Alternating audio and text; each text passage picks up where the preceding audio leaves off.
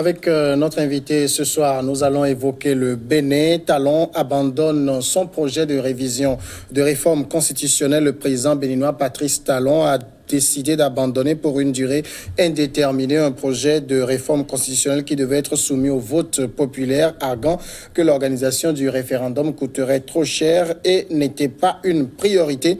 On en parle avec Amlicius Ferdinand, juriste. Bonsoir, monsieur Ferdinand. Bonsoir, mon cher ami. Bonsoir aux Béninois du monde entier qui célèbrent aujourd'hui leur fête nationale. D'accord, c'est le 1er août, fête nationale du Bénin. Dans quelle ambiance vous vivez cette fête?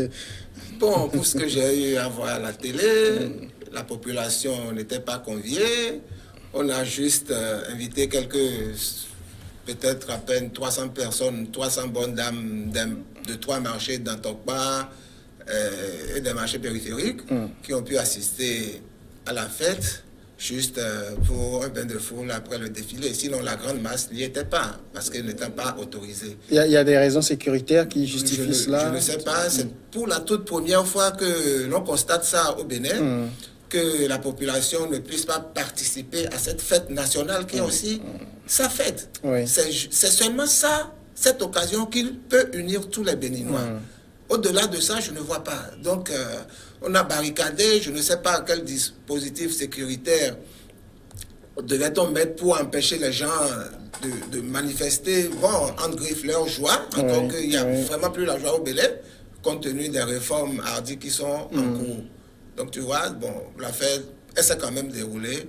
Et je crois qu'il reste que quelques heures pour qu'on passe au 2 août. Au 2 août. Alors, en tout cas, à la veille de cette célébration, le président béninois Guillaume Patrice Athanase Talon s'est adressé aux Béninois et je cite juste quelques portions de son discours sur le volet du référendum. Un référendum coûte cher et nous sommes à quelques mois des élections législatives. Le coût de l'organisation de référendum mettrait à contribution la trésorerie de l'État pour un montant incompatible avec ma volonté de consacrer nos ressources actuelles aux besoins vitaux de la population. Voilà des mots par lesquels le président béninois justifie qu'il abandonne, on le dit, pour peut-être X temps, son projet de référendum. Comment vous appréciez ces propos-là? En effet, c'est vrai que la caisse de l'État allait en souffrir. Non seulement ça, c'est qu'il n'est pas dans la certitude que le référendum qu'il va organiser à coups de milliards, que le oui pouvait emporter. Parce que j'avoue que c'est un président que j'aime très bien, parce qu'il est très intelligent. Intelligent dans la mesure où c'est le monsieur qui n'aime pas tellement essuyer des revers, la honte. Une humiliation n'est pas talon. Il a déjà essuyé un premier refus. C'est vrai que c'était de son initiative. Et cette tentative nouvelle de révision de la Constitution, c'est vrai que c'est 8 députés qui l'ont porté, mais en sourdine, c'est toujours le gouvernement. Regardez un peu, suivez mon regard.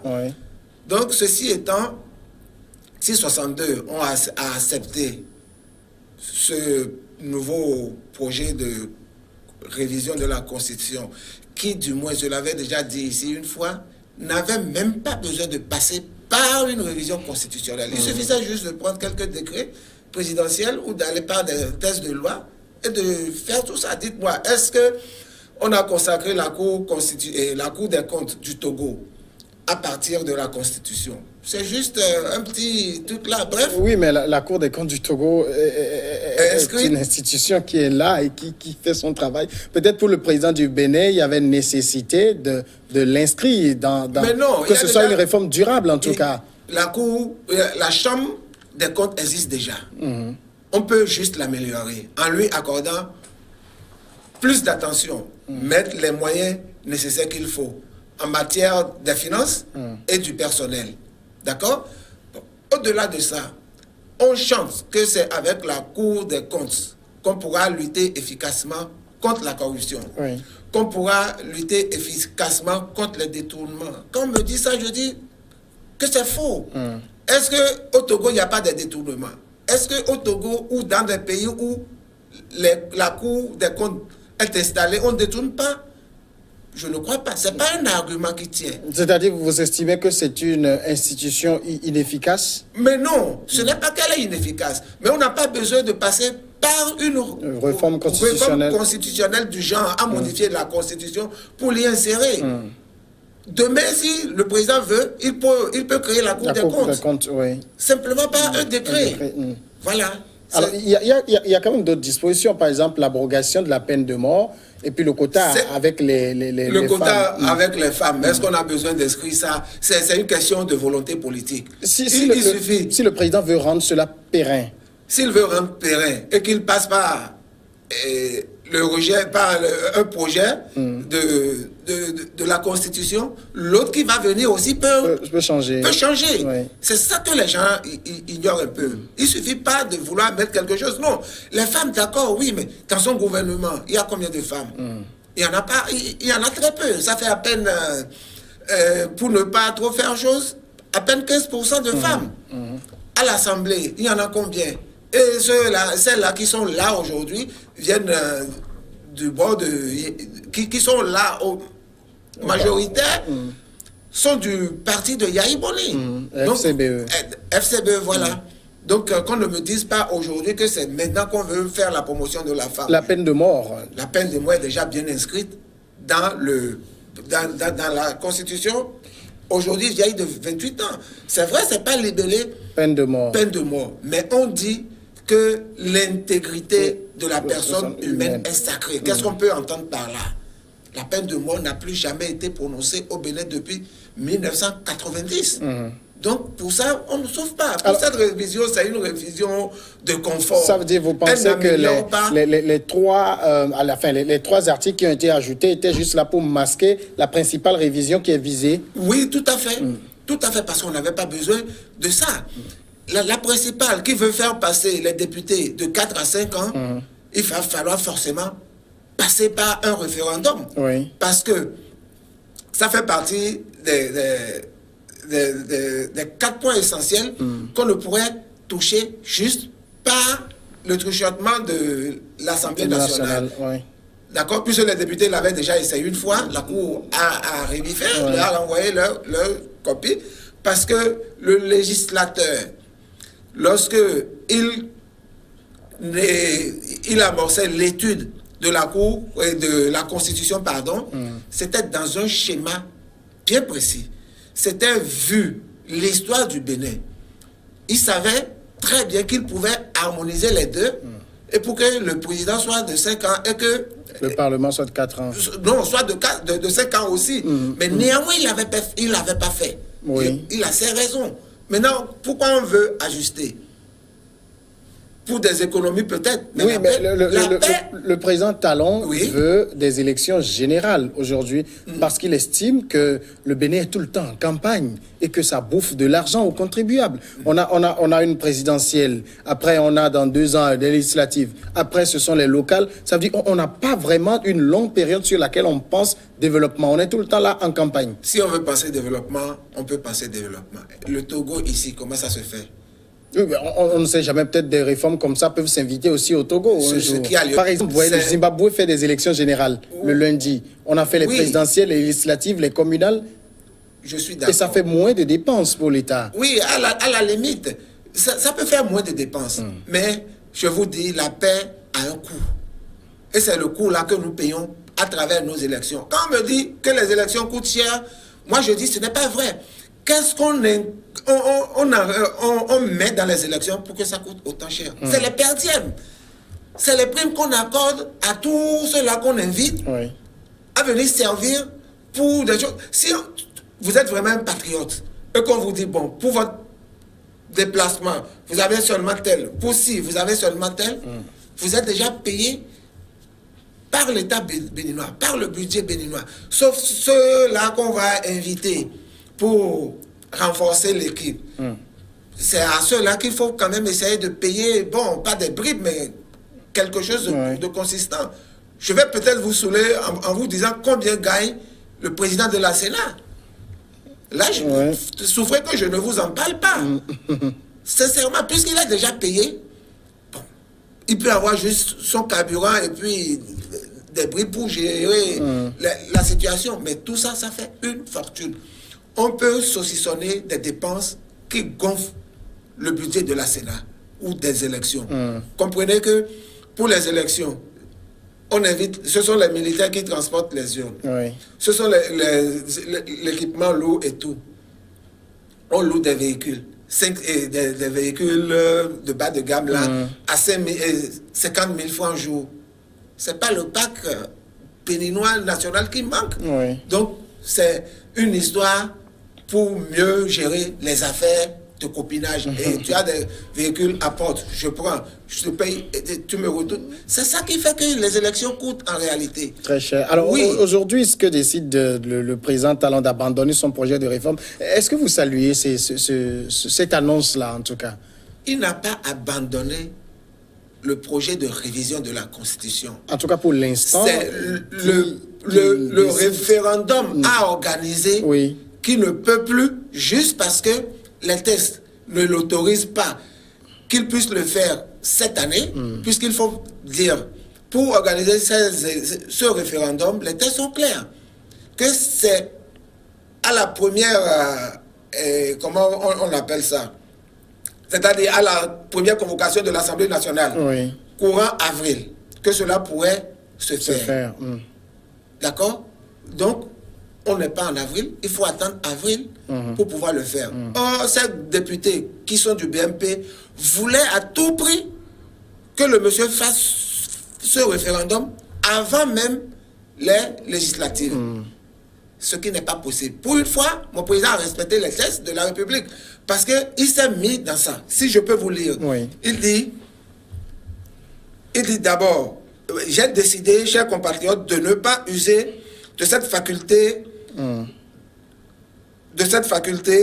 et donc de ne pas organiser de référendum sur ce sujet. Oui. D'abord parce que dans son état actuel, la loi organique sur le référendum ne le permet pas d'y recourir sans méconnaître les dispositions essentielles.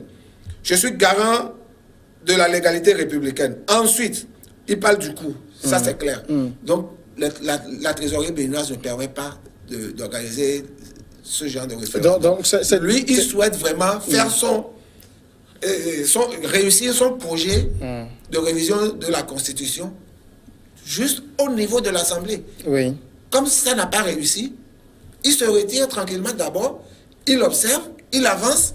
Le jour où il sera sûr qu'il a une majorité certaine qui pourra lui permettre de faire le référendum et de faire la révision oui. à partir de l'Assemblée, le monsieur, il va se relancer dedans. Alors, ça, c'est clair. Est-ce que sur un plan purement légal, cette décision du président, est-ce que ça tient? Parce que ça tient la route, je l'applaudis. L'Assemblée nationale a voté aux 2 tiers. Ce qui veut dire, logiquement, on doit aller au référendum. Au 4 tiers. C'est le 4 tiers qui permet d'aller au référendum. Le 4 tiers, d'accord. Est-ce que l'exécutif béninois peut décider simplement de ne pas aller au référendum pour X ou Y raison? Il a le choix. On n'a pas à le lui imposer. Il a le choix. Il a le dernier maintenant, recours. Sur le même test qui n'est pas passé, qui a été adopté au 4 tiers, comme vous le dites, mais qui n'est pas passé, oui, est-ce que ce même test peut revenir à l'Assemblée une seconde fois? Oui, bien sûr. Sans être passé par référendum? Non. Alors que les députés ont déjà indiqué la voie du référendum. Le test qui vient d'être rejeté et qui doit aller au référendum ne pourra plus revenir à l'Assemblée nationale, oui, pour être introduit dans une réforme qu'on pourra négocier à l'Assemblée. Ce n'est plus possible. Et ce n'est pas ce que le président compte faire plus tard. Oui. Il va réintroduire lorsqu'il sera sûr que son projet passera à l'Assemblée pour ne pas essuyer un 3e échec.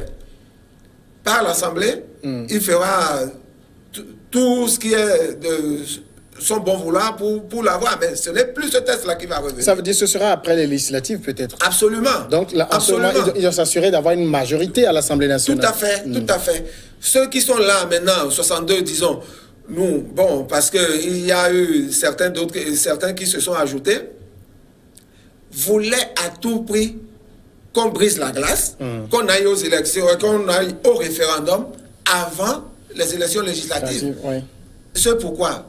Parce qu'ils veulent bénéficier du pactole qu'ils vont amasser dans cette histoire de référendum, puisque le président, il va mettre les sous, et donc ça va leur profiter pour pouvoir faire leur... Oui, c'est clair. Et vous allez voir, ceux-là qui sont aujourd'hui du BMP, c'est à peine que le tiers va revenir à l'Assemblée. Oui, ça c'est une prophétie. C'est à peine que le tiers de ces 62 là, c'est vrai, que d'autres vont revenir et que des nouveaux vont s'inviter. Ceux qui sont aujourd'hui très très proches du président et qui imbibent et mouillent vraiment le maillot aussi seront là.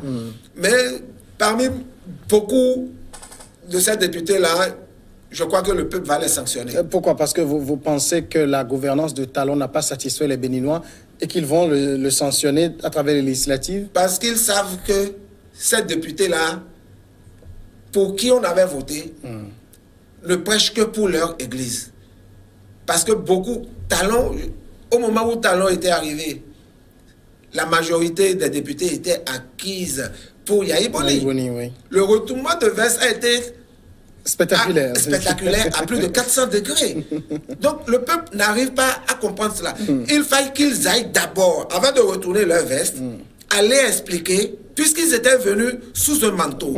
Avant de changer ce manteau, par respect pour leur population qui les a élus, d'aller vers elle pour leur expliquer aujourd'hui, ok, Yahya Boni est parti, il faut le développement du pays. Alors là, nous sommes avec le président Talon et on leur donne le quitus, ce qui n'a pas été fait, mais la population les attend. Alors, M. Ferdinand, en toute honnêteté, est-ce qu'aujourd'hui une réforme constitutionnelle ne s'impose pas au Bénin? Certes, une réforme s'impose. La réforme constitutionnelle, je dis même, s'impose. Mais il faut y aller par consensus. Le terme est clair. C'est même dans la Constitution. La manière dont le bloc de la majorité voulait procéder, c'est comme si elle voulait utiliser de la ruse et de la rage, comme ça se dit aujourd'hui couramment au Bénin, pour arriver à bon port. Pour arriver à bon port, il faut qu'ils expliquent, il faut qu'ils aient vraiment ce courage-là ou cette facilité de convaincre ceux de la minorité qui vont dire, ok, tel que vous le dites, nous avons compris, allons dans ce sens. Mais quand ils ont exposé le problème, au cours d'un petit séminaire de 24 heures, d'un jour, d'une journée, même pas de 24 heures, d'une journée, mais ils ont fait des amendements. Je veux dire, le bloc de la minorité a fait des amendements. Au lieu d'en tenir compte, pas forcément de tous les amendements. Au contraire, c'est un autre texte qu'on a sorti et qu'on a balancé dans l'hémicycle. Si vous étiez à leur place, vous l'avez dit, mais c'est pas possible. Ce n'est pas sur ça qu'on est allé au séminaire. Et nos amendements ne sont pas pris en compte. Et voilà ce qu'on nous balance aujourd'hui pour dire qu'il faut voter. Mais à leur place, je ferai pareil. Mais vous savez aussi que la question de consensus a toujours bloqué les choses. Mais non. C'est-à-dire, lorsqu'on veut trop rechercher le consensus, finalement, on devient prisonnier du consensus. Mais on n'avance plus. Le consensus n'est pas une mauvaise chose. Pour que on peut ne pas être du même bord. Mais il y a des choses qu'on peut partager ensemble.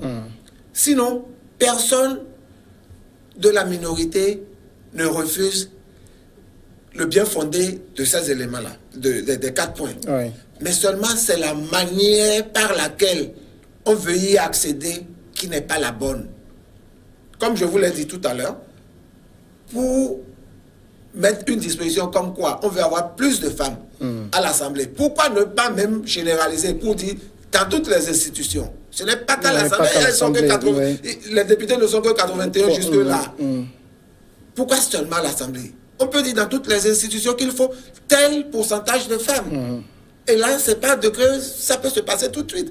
Ils sont même allés à dire, ok, pour avoir plus de députés à l'Assemblée, c'est aussi facile que ça.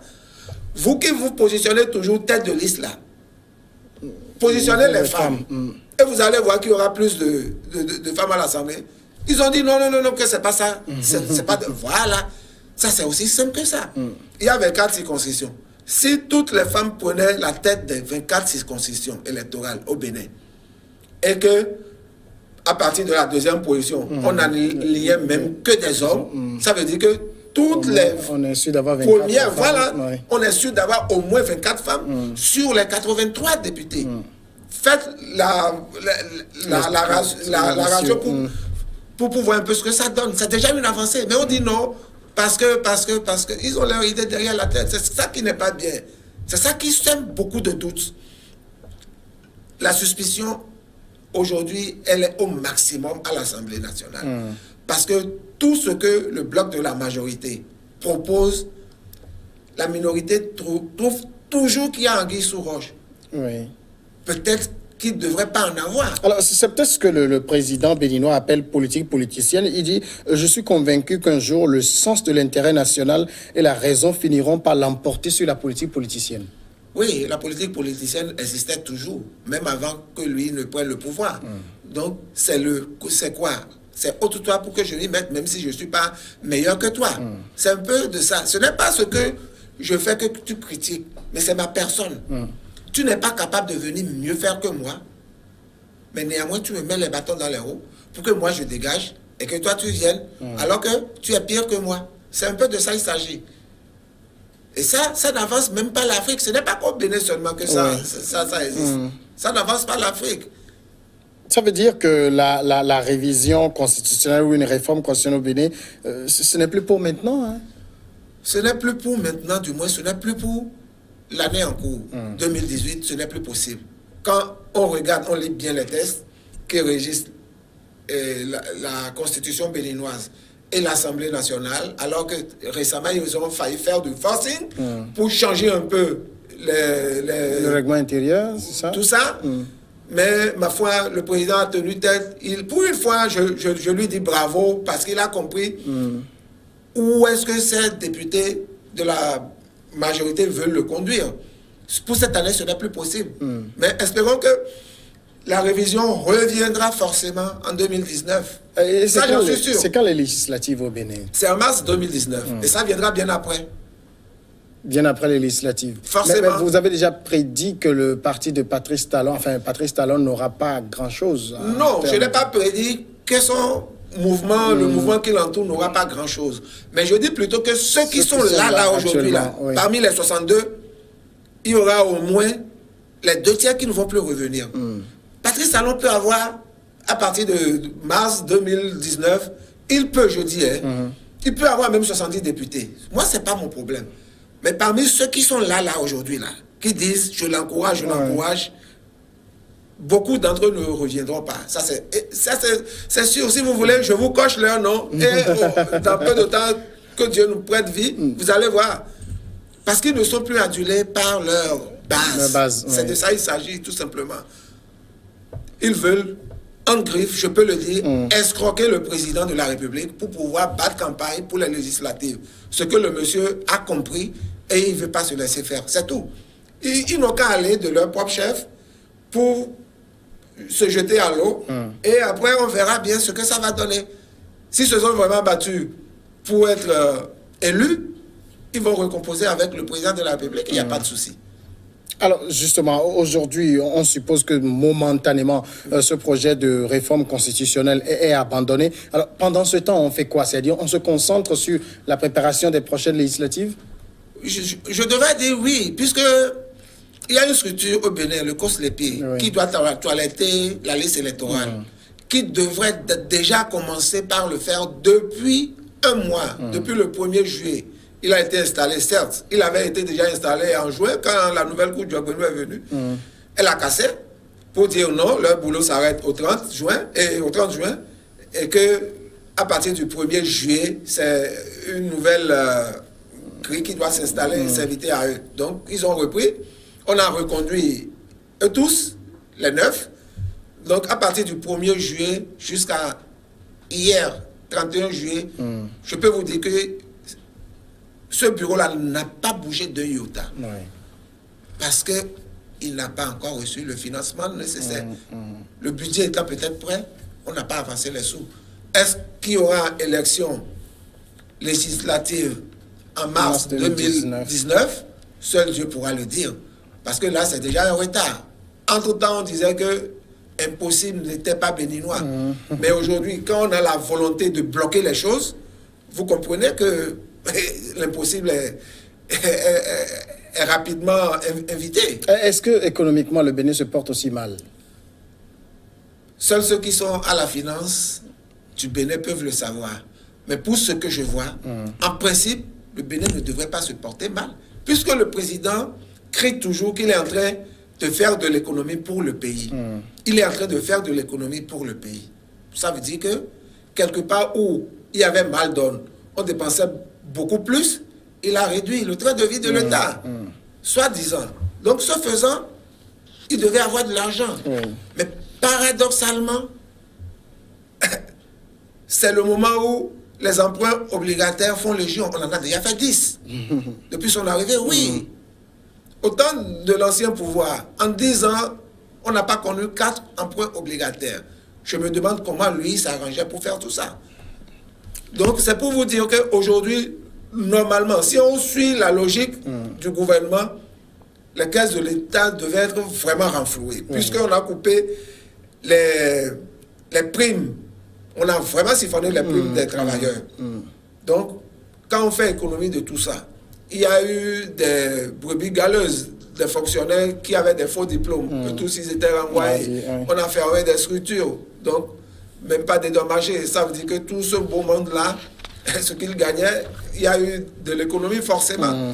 Mais je ne suis pas près de la marmite pour vous dire. Je vous parle juste de la logique. Merci beaucoup, Amlessius Ferdinand. Merci d'être passé dans cette émission. Je vous en prie, c'est moi qui vous remercie. Nous allons observer maintenant la pause et juste après le journal, on va recevoir les journalistes pour Regard Croisé.